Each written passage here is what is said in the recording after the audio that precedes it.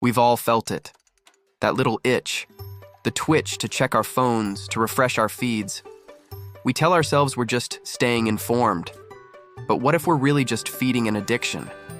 An addiction to outrage, to division, to the slow-motion demolition of our own democracy. This isn't a debate.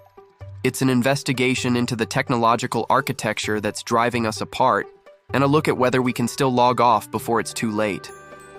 It usually starts with a feeling, a faint buzz of anxiety, a bit of boredom, a need for something.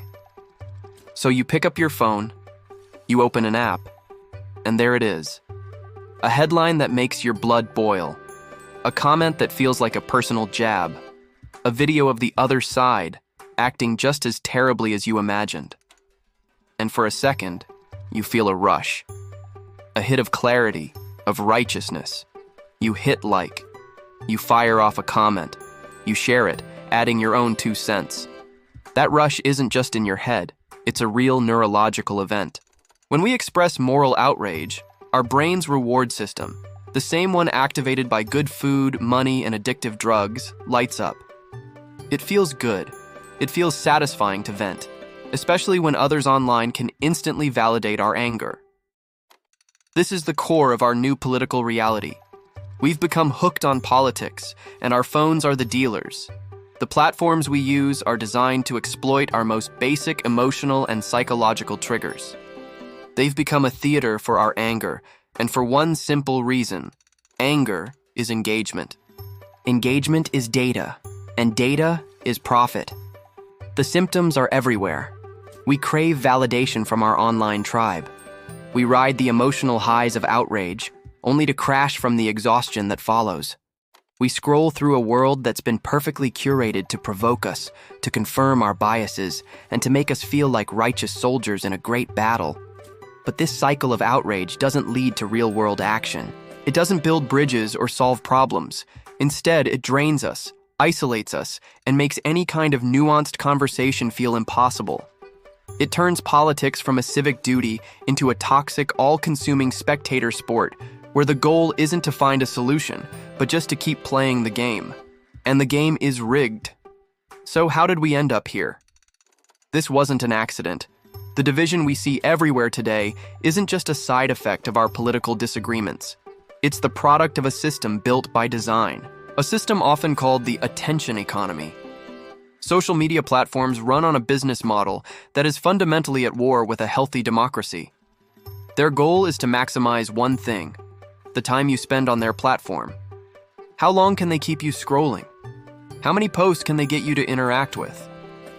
To do this, their algorithms, the secret rules that decide what you see, have learned that the best way to hook our attention is to make us angry. Content that sparks fear and indignation is simply more contagious. Think about it. Imagine 2 articles. One is a nuanced, deeply researched piece on economic policy. The other is a screaming headline about something outrageous a politician from the other party just said. Which one do you think gets more clicks, comments, and shares? The algorithms know the answer. They're programmed to push the second one, not because it's more important or true, but because it's more engaging. This creates a vicious feedback loop. Politicians and media figures learn what the algorithms reward, so they create more outrage.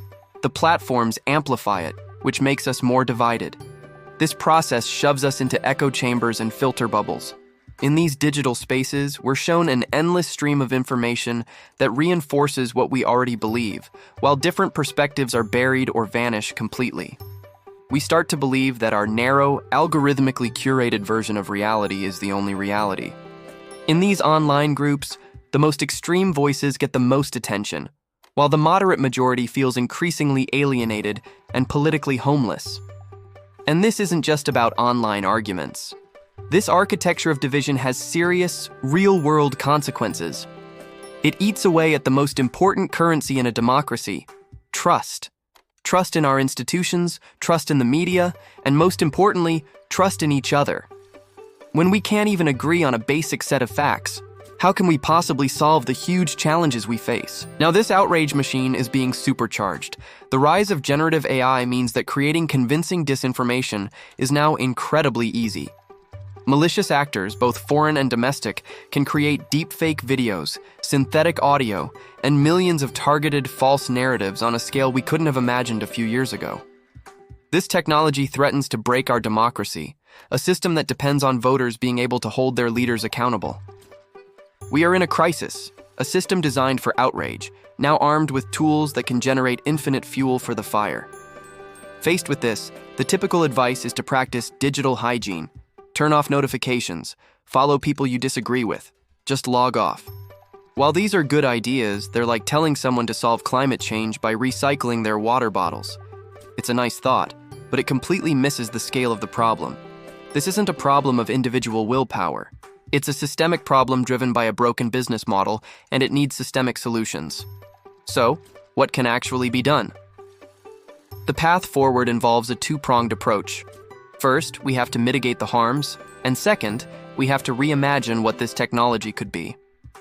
Mitigating the harm starts with transparency and regulation.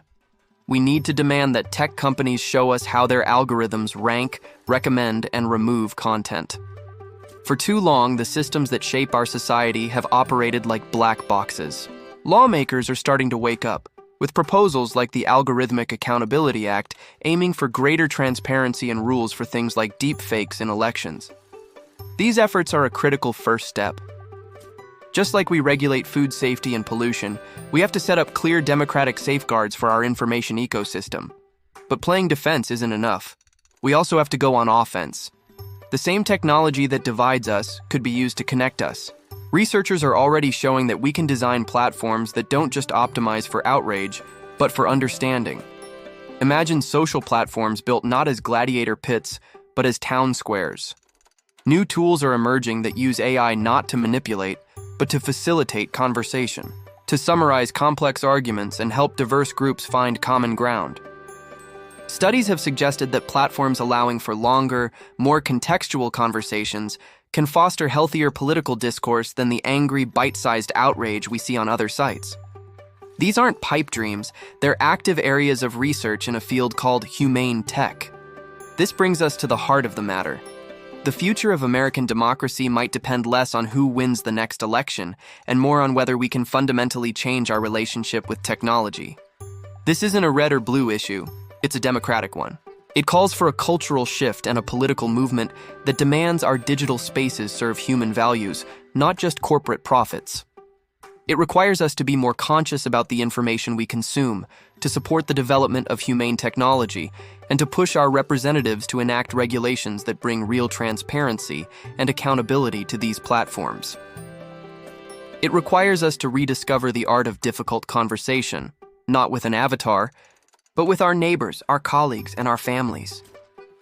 The path we're on isn't sustainable. A society that is perpetually addicted and divided can't govern itself. It can't solve big problems. It can't stay a democracy. The architecture of our division was built by design.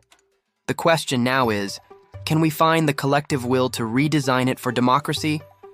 Thanks for watching.